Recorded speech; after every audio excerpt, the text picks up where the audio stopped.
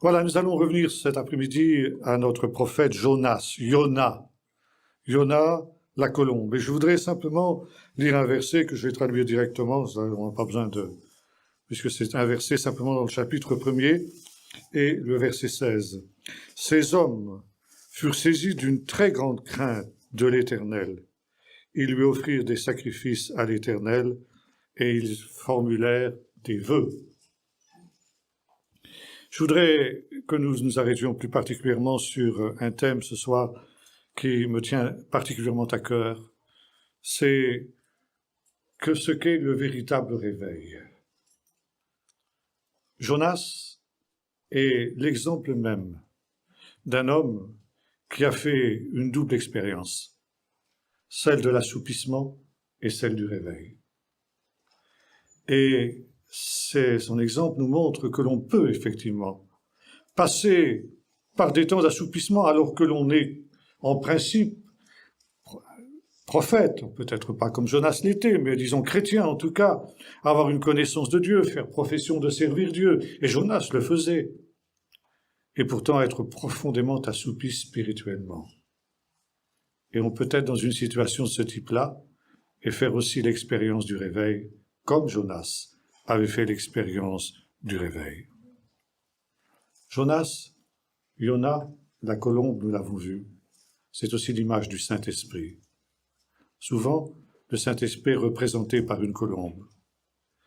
Et dans le récit de la création, alors qu'il y avait, nous est-il dit, des ténèbres à la surface de l'abîme, l'Esprit de Dieu, alors on traduit en général, planait au-dessus des eaux, mais la traduction exacte est celle-ci, voletait comme une colombe.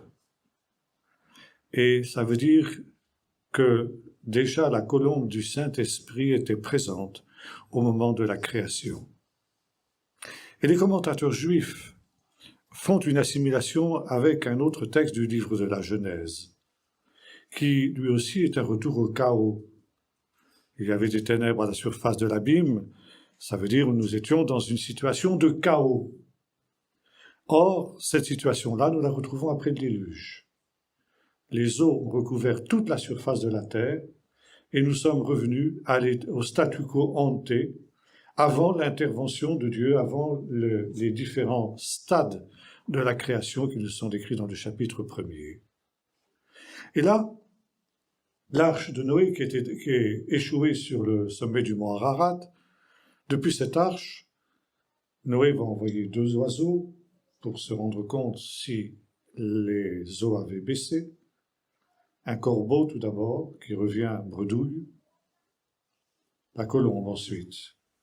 Et après plusieurs tentatives infructueuses, la colombe ramène dans son bec un rameau d'olivier. L'olivier, c'est aussi un arbre très symbolique. On l'appelle, dans la tradition juive, l'arbre de la lumière, pour différentes raisons. La lumière, c'est la lumière du monde, et c'est la lumière du Messie. C'est pourquoi l'olivier est le symbole du Messie. Un rameau d'olivier est ramené par la colombe, le Saint-Esprit. C'est-à-dire que ce qu'elle ramène, c'est le Messie.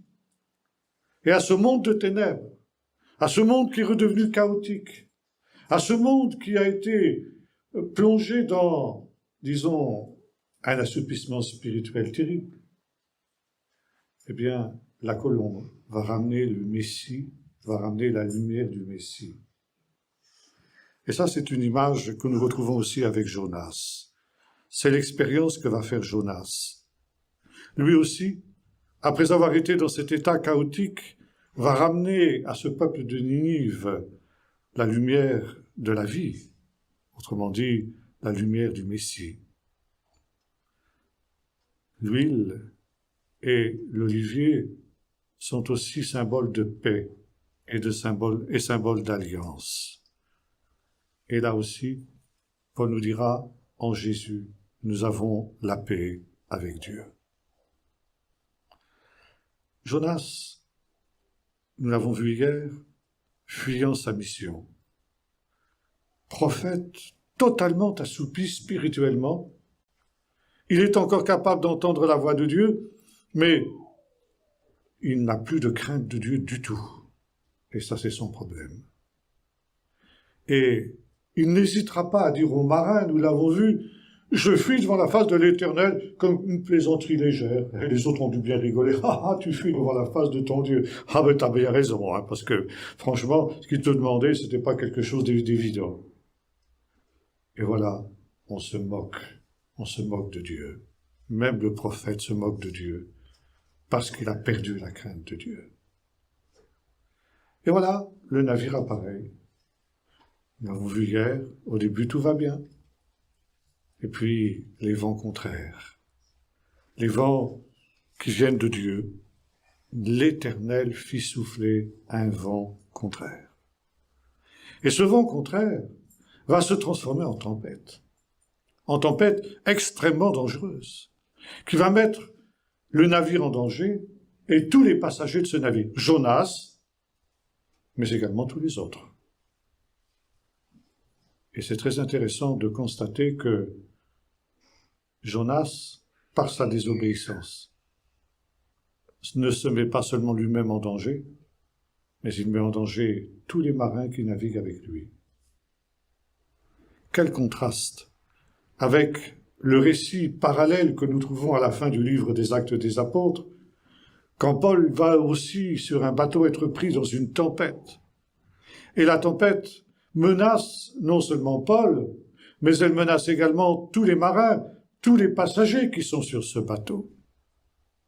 Et Dieu parle à Paul dans une vision. Ne crains pas, Paul, tu auras la vie sauve, et je t'ai donné tous ceux qui naviguent avec toi. La présence de ce juste qu'est Paul dans ce bateau, qui reçoit la promesse de la vie, va être une bénédiction pour tous ceux qui naviguent avec lui. Et à cause de la présence de Paul sur le bateau, aucun passager, aucun marin du bateau ne périra. Par contre, la présence de Jonas, la seule présence de Jonas sur ce bateau, Jonas, prophète démissionnaire, va mettre en danger tous les passagers du bateau. Et ça, il y a une grande leçon pour nous à tirer de cela. Nous avons une influence sur ceux qui nous entourent, sur ceux qui naviguent avec nous, sur nos familles, y compris nos familles inconverties. Et nous pouvons être pour eux une odeur de vie ou une odeur de mort. Nous pouvons apporter soit la bénédiction de Dieu, soit la malédiction de Dieu.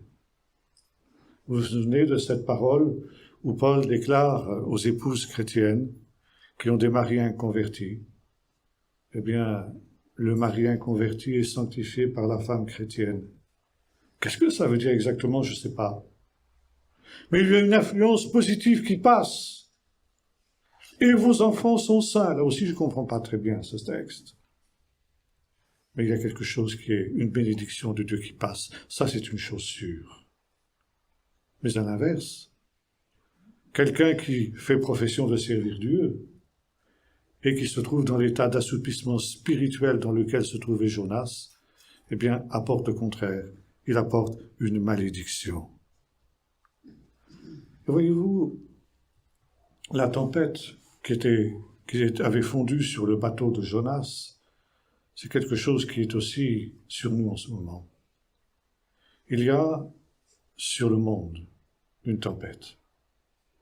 C'est évident. Je crois que personne ne nierait que nous sommes dans des turbulences qu'on a rarement vues dans l'histoire. Et tous les analystes, tous les spécialistes nous disent que ce n'est que le début, que nous sommes simplement dans les premières vagues un peu serrées qui vont s'abattre sur le bateau. Et comme l'Église est aussi embarquée sur ce bateau, elle est aussi dans la tempête. Et c'est une des raisons pour lesquelles aujourd'hui, dans toutes les églises, malgré leur diversité, il y a ce sentiment qu'il faut un réveil. Maintenant, comment atteindre ce réveil? Toute la question est là. Et chacun propose des recettes. Et je pourrais m'arrêter longtemps sur les recettes. Alors, certains disent, si nous revenons au Shabbat, si nous revenons à la tradition juive, alors nous allons connaître le réveil. D'autres disent, si nous accentuons dans le domaine de la louange, le réveil viendra par la louange. Et chacun a sa recette. Mais il y a une chose que m'enseignait mon professeur de Bible quand j'étais à Jérusalem, c'est que Dieu n'a que faire de nos recettes. Dieu n'est pas un Dieu de recettes. Dieu n'est pas tributaire de moyens techniques. Bien sûr, je sais que c'est beaucoup plus facile d'allumer 2 bougies le vendredi soir que de se remettre en question, de se repentir. Et c'est pourquoi nous cherchons des recettes. C'est tellement plus facile. Un réveil à bas prix, un réveil à bon marché. Or, ce n'est pas du tout ce que Dieu veut. Et ce qui se passe aussi aujourd'hui, c'est ce qui s'est passé dans le bateau de Jonas. Alors que le bateau commençait à prendre l'eau, j'ai dit que les marins ont balancé par-dessus bord tout ce qui semblait inutile, tout ce qui risquait d'alourdir le bateau. Et c'est une des recettes aussi qu'on emploie aujourd'hui. Dans la tempête qui secoue le monde, et dans la tempête qui secoue l'Église en particulier, balancer hors du bateau tout ce qui semble inutile. Et beaucoup nous diront, on ne peut plus prêcher l'Évangile aujourd'hui comme il y a 50 ans. Il y a des choses qui ne passent plus du tout dans le monde aujourd'hui. Et parler comme le faisaient les grands revivalistes d'autrefois, Finet par exemple, de repentance, de mort à soi-même, de renoncement, de consécration, et j'en passe, c'est plus possible aujourd'hui. Aujourd'hui, ça n'est plus accepté, ça n'est plus compris. Alors, il faut essayer de garder l'essentiel, de conserver l'essentiel, et puis, finalement, tout ce qui est superflu, eh bien, on le jette par-dessus bord. L'essentiel, c'est quoi? Eh bien, c'est que nos églises soient pleines. Souvent, c'est ça, ça se borne à ça. Peu importe, finalement, l'état spirituel des cœurs, des frères et des sœurs qui sont dans l'assemblée, l'essentiel, c'est qu'ils soient là, c'est qu'ils soient présents, c'est que ils prient, ils donnent leur dîme, ils soient présents aux réunions, etc. Ça, c'est l'essentiel. C'est ce qu'on veut sauver à tout prix, en se disant que peut-être viendra un jour où Dieu réinsufflera ce que nous avons balancé par-dessus bord. Voyez-vous, c'est une très très mauvaise politique.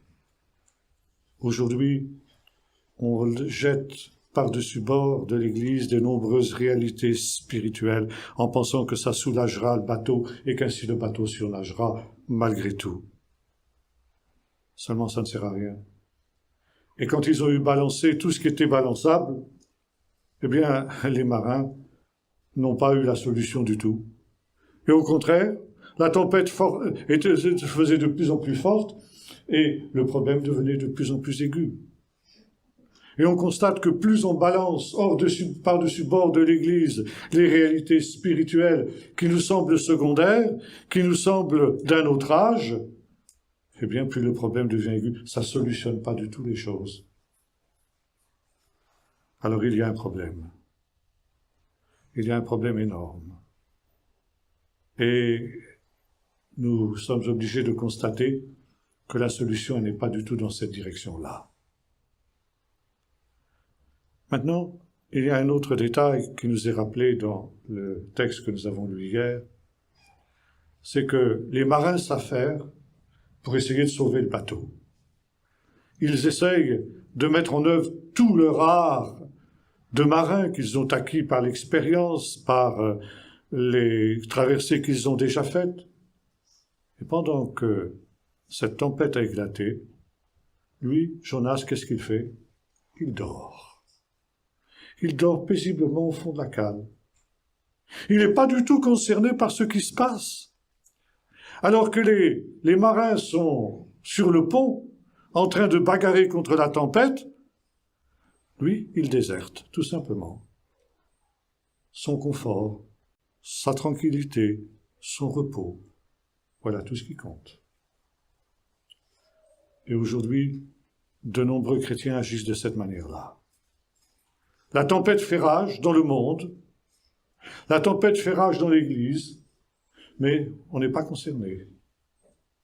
Ce qui m'intéresse, c'est mon confort, c'est ma tranquillité. Et du moment que j'ai ça, le monde peut bien s'écrouler autour de moi, quand même, peu importe. Et c'est ainsi que on voit ce qui est maintenant réclamé par la majorité des chrétiens, c'est que les pasteurs leur enseignent comment ils peuvent obtenir des bénédictions. Ça veut dire comment ils peuvent réussir dans cette vie. Pour la vie future, il n'y a pas de souci à se faire. Nous avons cru en Jésus, nous avons été baptisés, donc de toute manière, nous serons sauvés. Et ce qui intéresse, c'est cette vie-ci. Comment réussir dans mes affaires? Comment réussir à mes examens? Comment obtenir telle grâce, telle bénédiction? Moi et rien que moi. Tout ce qui me concerne. Les autres, qu'ils se débrouillent. Voyez-vous, il y a un esprit d'égoïsme qui se développe aujourd'hui dans les églises. Oh, c'est pas que dans les églises, c'est dans le monde. Nous vivons un siècle où l'individualisme est roi, et l'individualisme engendre l'égoïsme. Et cet égoïsme que l'on trouve dans le monde autour de nous, eh bien, il se manifeste aussi dans l'Église. Vous savez que les forces de l'ordre, les forces de police, régulièrement découvrent dans les grandes villes des personnes âgées qui sont mortes dans leur appartement toutes seules, depuis des jours et des jours. Personne ne s'est inquiété. Aucun voisin. Ils sont dans des immeubles où il y a des dizaines et des dizaines de locataires, mais aucun ne s'est inquiété de ne pas les voir. Crève, ça m'intéresse pas.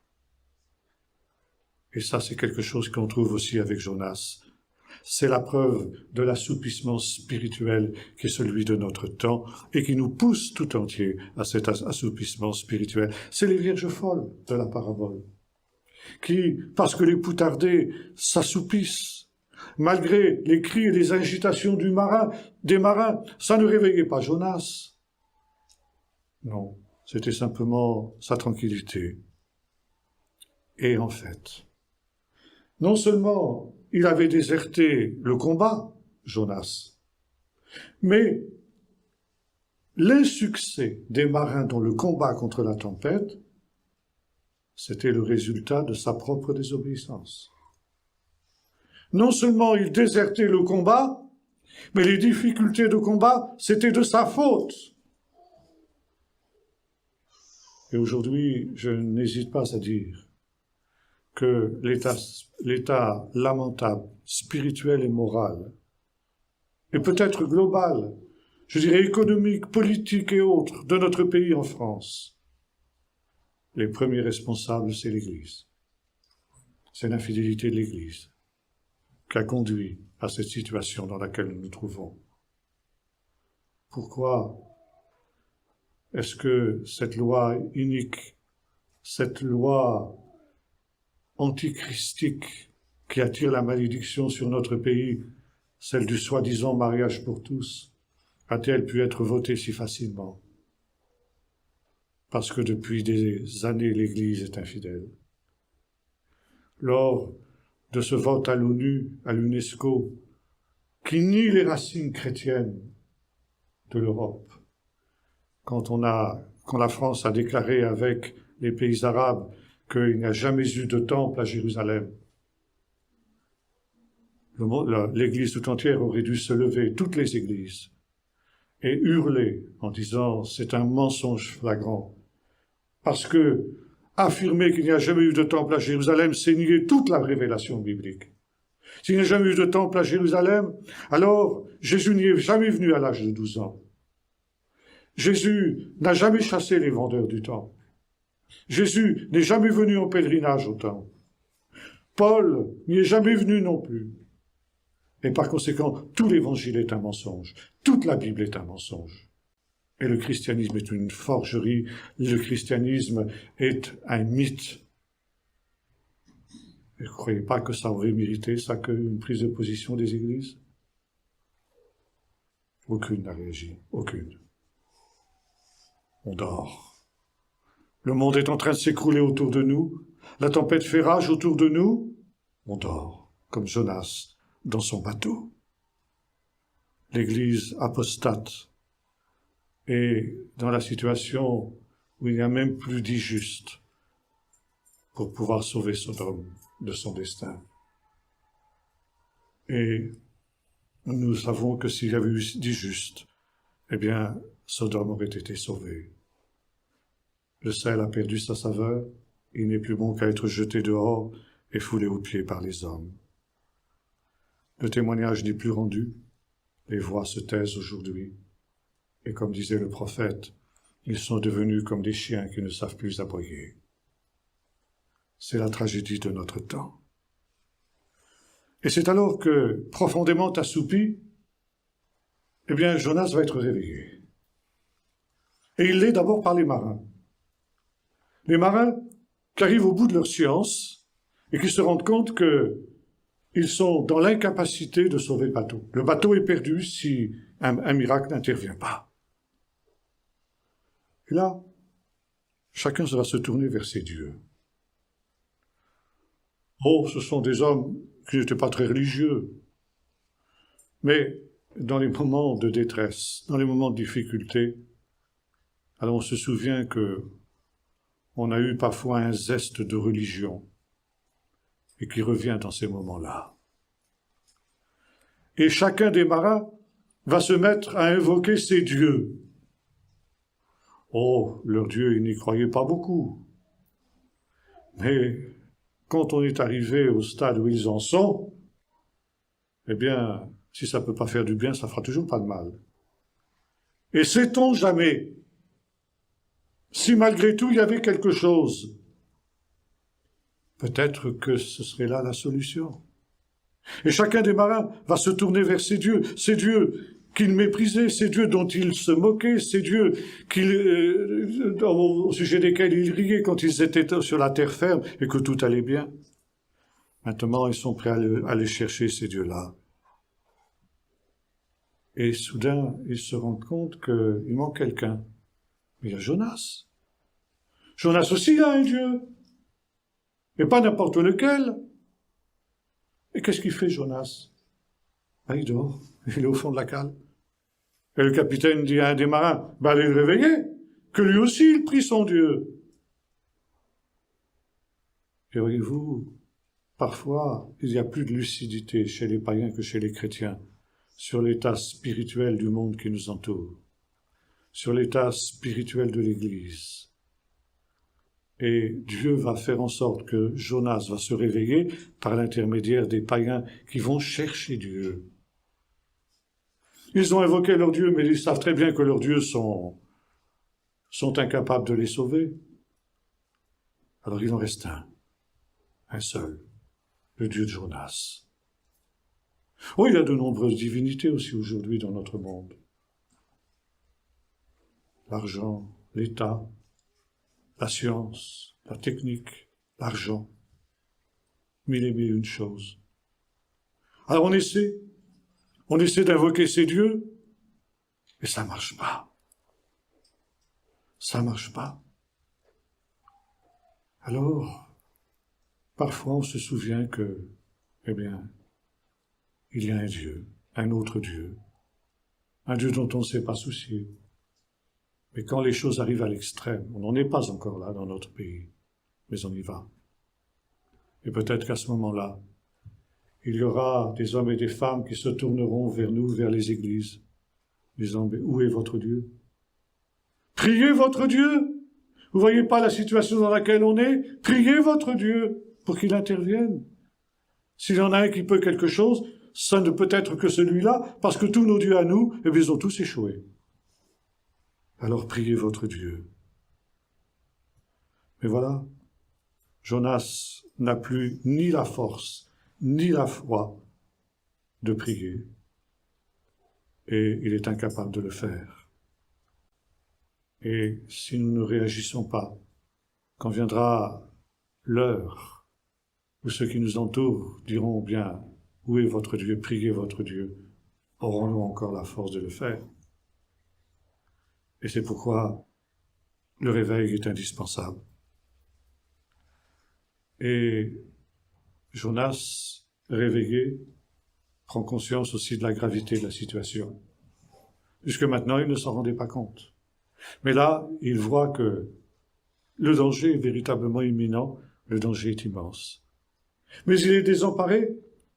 Il sait bien qu'il aura beau prier, Dieu ne va pas l'exaucer, puisqu'il est en pleine désobéissance. Dieu n'exauce pas ceux qui se rebellent contre lui.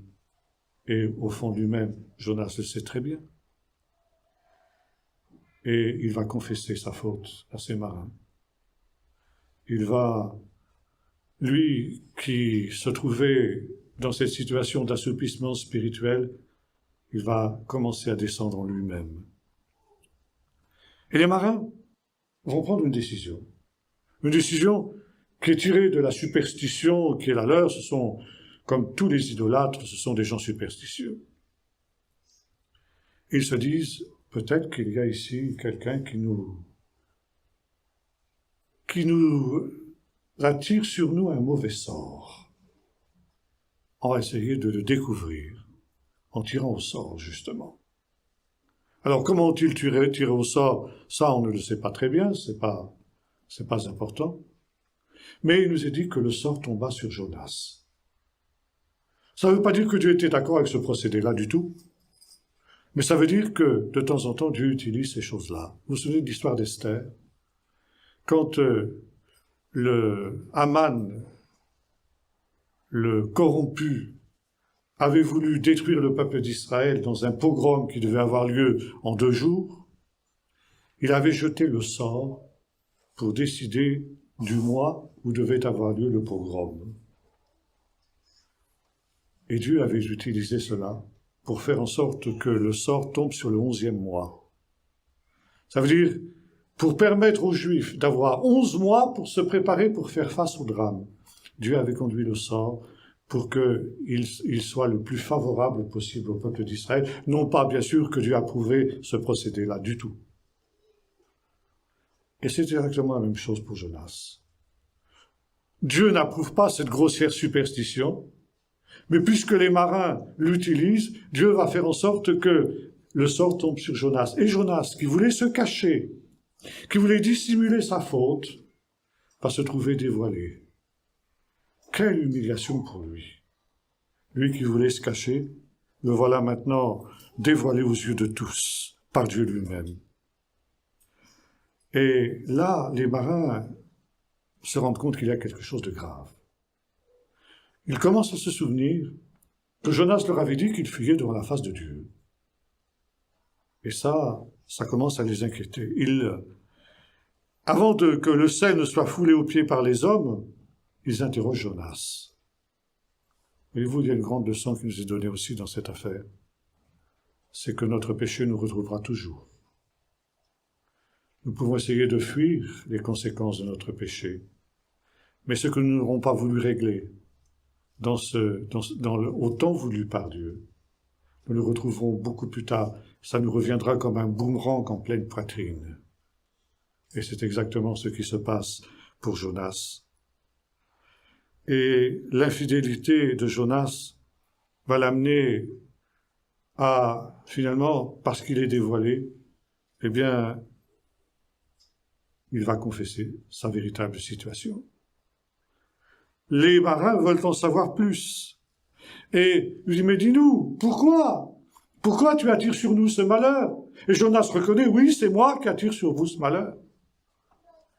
Il a beau ne pas être d'accord non plus avec le tirage au sort, parce que c'est un homme de Dieu. Il sait bien que c'est une grossière superstition. Mais il est bien conscient que c'est la main de Dieu qui a dirigé le sort pour qu'il tombe sur lui. Parce que c'est vrai.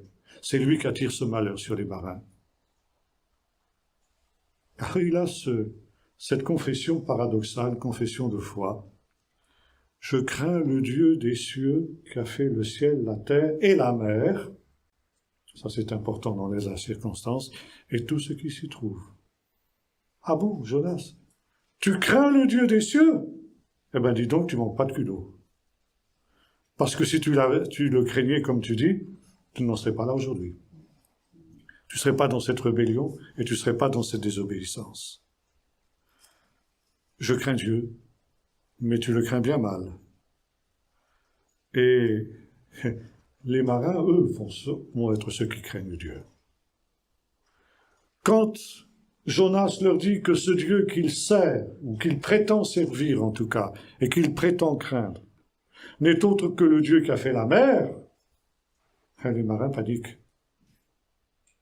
Ils disent, bien, on a affaire à ce Dieu-là. Et on aura beau demander à Jonas de prier pour nous, ce Dieu-là, puisqu'il est en rébellion contre lui, eh bien, ce Dieu ne leur répondra pas et on est perdu. Au début, ils riaient de la fuite de Jonas.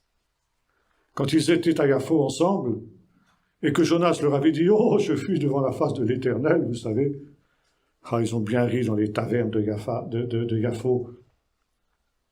Et puis là, ils ne rient plus du tout.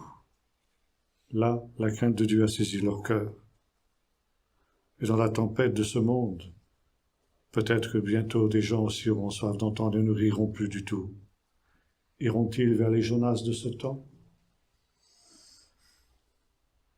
Il leur avait dit qu'ils fuyaient, mais personne n'avait pris ça au sérieux.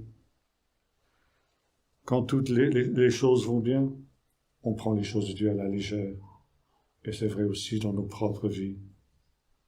Vous vous souvenez aussi de ce qui s'était passé à Sodome, quand Lot, dûment averti par les anges de ce qui allait se passer, avertit ses gendres. Les gendres qui sont complètement, on dirait, embuscaillés dans l'atmosphère de Sodome par l'esprit diabolique qui règne à Sodome, par l'esprit de légèreté. Il nous est dit, quand les gens entendent leur beau-père leur dire « Fuyez d'ici parce que l'Éternel va détruire la ville », ils crurent qu'il plaisantait. Eh oui, tout allait bien. On ne pouvait pas croire qu'un pareil cataclysme allait s'abattre sur Sodome. Lot plaisante, pensait-il. Mais il ne plaisantait pas du tout. Et le résultat, c'est qu'ils vont périr eux aussi dans l'affaire de la ville. Il ne faut pas rire des avertissements de Dieu. Quand Dieu parle, c'est sérieux. Et quand Dieu parle, il attend qu'il y ait la crainte de son nom. Et les marins vont faire un reproche à Jonas. « Mais qu'est-ce que tu as fait là? Mais tu es complètement insensé d'avoir agi comme ça. Comment tu as fui devant la face de ce Dieu puissant ?» Tiens, ils ont changé complètement de discours, les marins. Jusqu'alors, ils avaient bien ri avec Jonas, quand Jonas leur avait dit qu'il fuyait devant son Dieu.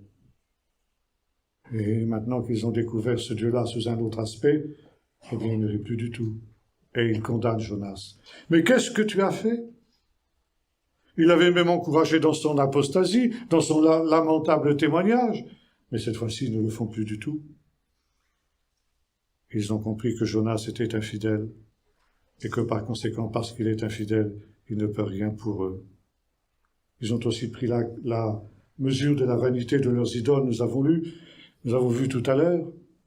Alors il ne leur reste plus qu'une seule solution, se tourner eux-mêmes vers ce Dieu-là. Et ils vont aller directement à lui, sans aucun intermédiaire. Et ils vont faire ce que Jonas dit. Qu'est-ce qu'il faut faire? Nous voyons que ce ne sont pas des méchants hommes, ces gens-là. Et même, ils ont de la sympathie pour Jonas. Ils font tout pour le sauver. Alors même que Jonas leur a dit, écoutez, prenez-moi, jetez-moi dans la mer, et la tempête s'apaisera, c'est le seul moyen. Mais ils vont tout faire pour éviter d'en arriver à cette extrémité. Ils vont encore lutter contre la tempête. Et c'est vraiment quand ils se rendent compte qu'il n'y a plus aucune autre solution qu'ils vont faire ce que Jonas a demandé, ce qui est évidemment un jugement de Dieu sur Jonas. Le sel est foulé aux pieds par les hommes.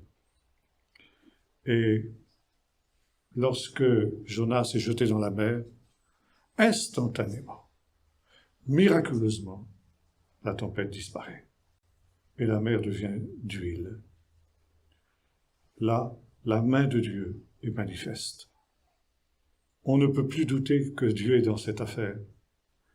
Et il nous est dit, les marins eurent encore davantage de crainte de Dieu.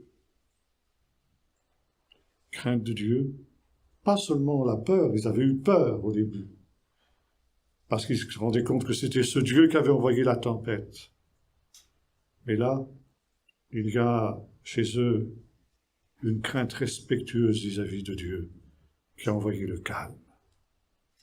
Dieu est vivant. Et qu'est-ce qu'ils vont faire? Ils vont offrir un sacrifice à l'Éternel. Et Jonas, jeté dans la tempête, c'est-à-dire dans la mer. La mer, c'est quelque chose de très négatif dans la Bible. La mer, c'est le symbole de la mort, des ténèbres, de l'enfer, de l'endroit où il y a des monstres marins qui vivent. Et les Hébreux n'ont jamais été véritablement des marins. Ils ont toujours eu une certaine appréhension vis-à-vis de la mer. Et vous vous souvenez, dans le livre de l'Apocalypse, dans la nouvelle terre, il nous est dit qu'il n'y aura plus de mer.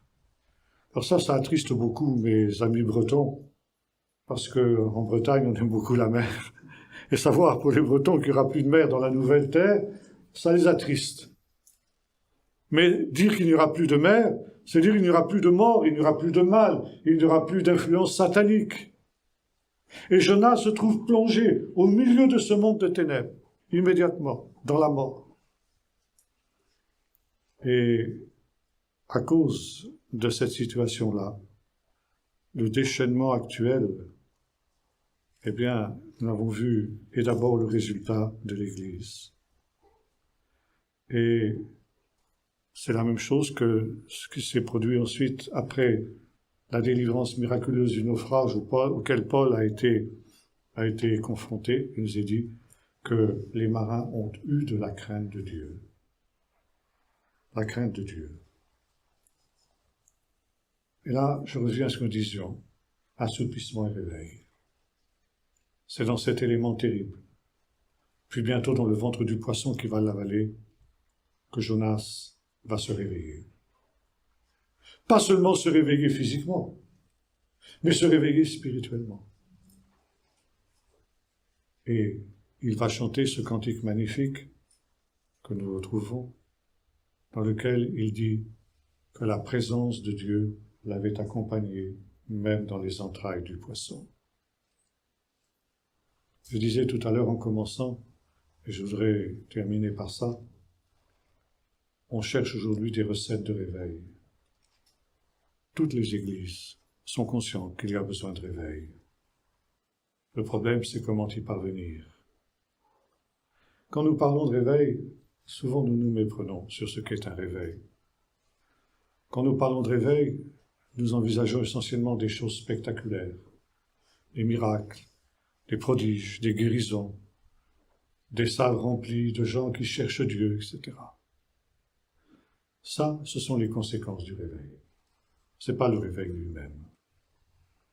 Le réveil, c'est reprendre conscience de la présence de Dieu. Et je voudrais insister sur ce qu'a été l'expérience de Jonas dans le ventre du poisson. La prise de conscience, ou la reprise de conscience de la présence de Dieu. Dieu est présent. Dieu est présent dans toute sa création. Mais on peut être conscient ou inconscient de la présence de Dieu. Dieu est celui qui se révèle comme celui qui s'appelle « Je suis ». Et pour beaucoup de chrétiens, il s'appelle « J'étais ». On n'est plus dans la présence de Dieu. On ne vit plus dans la présence de Dieu. Et le réveil, c'est de reprendre conscience que Dieu est là, que Dieu nous sonde et nous connaît, comme disait David dans le psaume, qu'il est présent à chaque instant, qu'il voit, qu'il entend, qu'il est celui qui nous entoure par derrière et par devant, est celui qui connaît nos pensées les plus secrètes avant même que nous les exprimions et que nous les manifestions. Et quand on prend conscience de la présence de Dieu, et on peut prendre conscience de la présence de Dieu dans les conditions les plus invraisemblables. On n'a pas besoin d'être dans une église pour prendre conscience de la présence de Dieu. Comme Jonas, on peut être dans le ventre d'un poisson et prendre conscience que Dieu est là.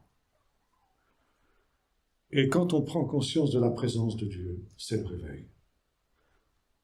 C'était l'expérience qu'avait faite Ésaïe dans le chapitre 6 de son livre, lorsque dans le temple, soudain, il voit la gloire de Dieu. Il était prophète lui aussi. Il connaissait les choses de Dieu. Mais soudain, il manifeste, il comprend d'une manière nouvelle, il prend conscience d'une manière nouvelle, plus exactement, de cette présence de Dieu. Et la présence de Dieu le remplit de crainte.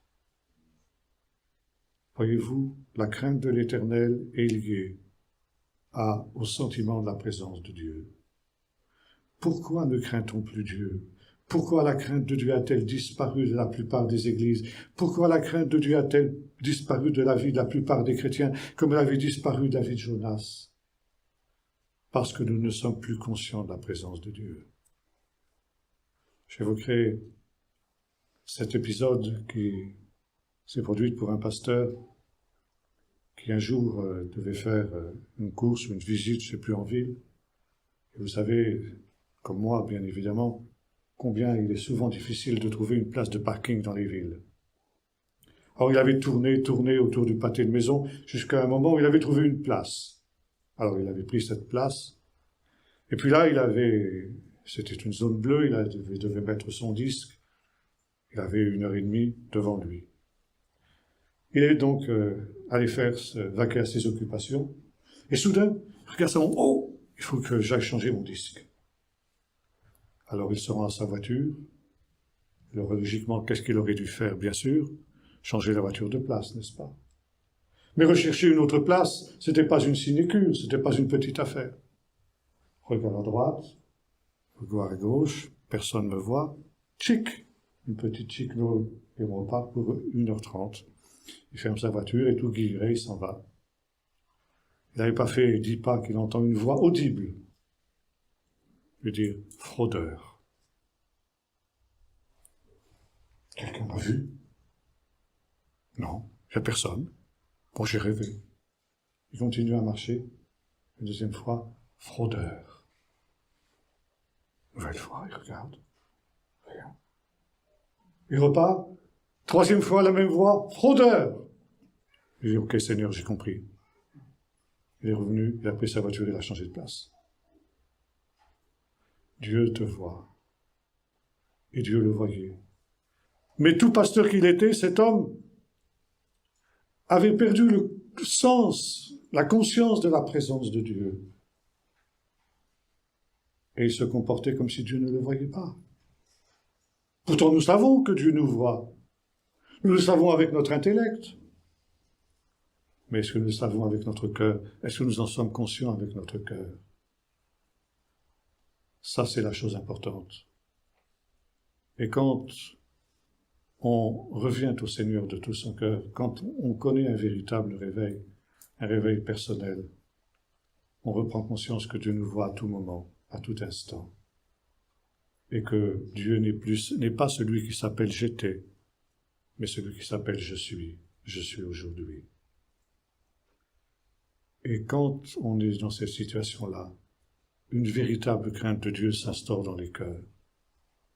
Oh, ça ne veut pas dire avoir peur de Dieu, mais avoir du respect pour sa parole, avoir du respect pour ce qu'il est, avoir du respect pour ce qu'il dit. Et quand je parlais tout à l'heure du prophète Ésaïe, c'est ce qu'il avait expérimenté. Malheur à moi, je suis perdu, je suis un homme pécheur. On reprend conscience de son péché, même si on avait l'impression que tout était bien. Et la crainte de Dieu nous pousse à une chose, nous sanctifier. On comprend qu'on ne peut pas rester dans la présence de Dieu si on ne se sanctifie pas. Si on ne revient pas au Seigneur de tout son cœur, si on ne se repent pas de tout son cœur, si l'ange ne vient pas prendre sur l'autel un charbon ardent pour toucher nos lèvres et pour nous amener à une purification intérieure. Et ça va être l'expérience de Jonas. C'est aussi l'expérience qui doit être la nôtre. Et le livre de Jonas est là pour nous enseigner le chemin du véritable réveil. Alors, je conclus. Sommes-nous comme Jonas? Es-tu comme Jonas? Assoupi, endormi? Ne réalisons plus que Dieu est vivant, qu'il est présent. Ne réalisons plus que il t'écoute, te sonde, te voit, te connaît. Et que précisément, il y a aujourd'hui des tempêtes dont tu t'es complètement désintéressé, mais dans lesquelles Dieu veut te ramener au combat, avec une puissance que les marins n'ont pas. Et cela implique une reprise de conscience de la présence de Dieu. Les marins, eux, ils ont reçu cette présence de Dieu. Ils ont vu, quand la mer s'est apaisée, que Dieu était vivant, qu'il était présent, qu'il était là, qu'il s'appelait « Je suis ». Alors ils ont été pris d'une grande crainte, ils ont offert des sacrifices. Qu'est-ce qui leur est arrivé après, je ne sais pas. Mais toujours est-il que dans ce moment-là, ils ont fait une expérience marquante avec Dieu, une expérience de réveil. Alors c'est aussi à ça à quoi nous sommes invités dans ces temps de tempête.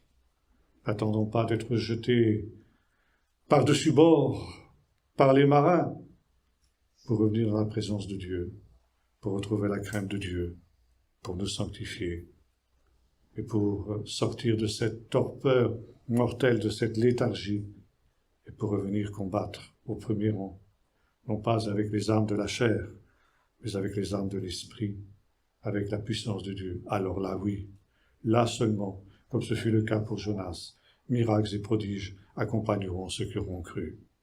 Mais ce n'est pas la chose première. La chose première, c'est le retour dans la présence de Dieu. Nous allons prier. Seigneur notre Dieu, tu nous vois souvent comme Jonas. Et Seigneur, nous reconnaissons, nous confessons que nous nous comportons souvent comme cet homme, surtout dans les temps dans lesquels nous sommes. Tu sais, Seigneur, combien, à cause des pressions du monde, nous sommes prompts à rechercher notre seul confort, notre seul intérêt, notre seul bien-être, alors qu'autour de nous, il y a un monde qui se perd, qu'autour de nous, la tempête fait rage. Seigneur, aide-nous à sortir de cette léthargie. Seigneur, que nous n'attendions pas que les marins viennent nous réveiller, quitte à nous jeter par-dessus bord. Mais Seigneur, aide-nous à revenir nous-mêmes pendant qu'il est temps encore dans ta présence. Retrouver cette crainte qui a saisi les marins quand ils ont vu ta présence, ta puissance et ton intervention. Et donne-nous, Seigneur, de pouvoir ainsi être non pas de ceux qui attirent la malédiction sur ceux qui naviguent avec nous, mais au contraire, ceux qui apportent la bénédiction. Et même si ils n'ont peut-être pas tous jusqu'au bout de la démarche, en tout cas, Seigneur, comme les marins, qu'ils sachent qu'il y a un Dieu vivant, qu'ils sachent, Seigneur, que tu es « Je suis », que tu es le même hier, aujourd'hui, éternellement, que tu es l'Éternel, que tu ne changes pas, que tes exigences, tes promesses, ta parole ne changent pas, et qu'ainsi, Seigneur, nous puissions non pas être les Jonas de ce temps, mais les Élie et les Élisées de ce temps. Nous te le demandons au nom de Jésus. Amen.